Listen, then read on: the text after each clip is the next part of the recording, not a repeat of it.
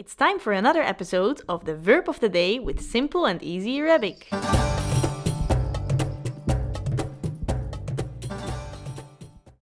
Travel. Travel as an imperative masculine. سافر. سافر. How do we conjugate the verb in the simple present? أنا بسافر.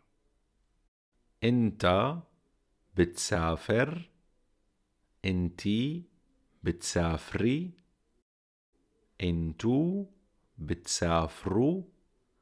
نحن منسافر. هو بيسافر. هي بتسافر. هنن بيسافروا. Let's see how we conjugate the verb in the simple past. أنا سافرت.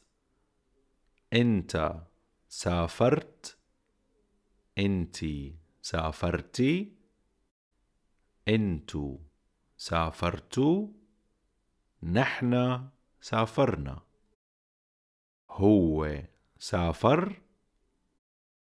هي سافرت. هنن سافروا.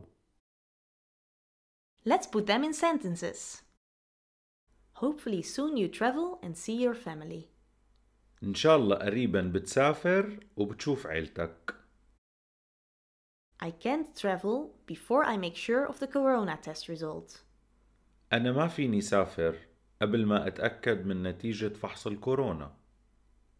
We will travel tomorrow evening. رح نسافر بكرة المساء.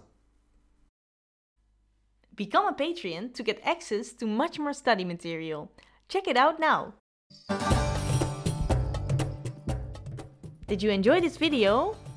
You can support us by liking and subscribing. Thanks!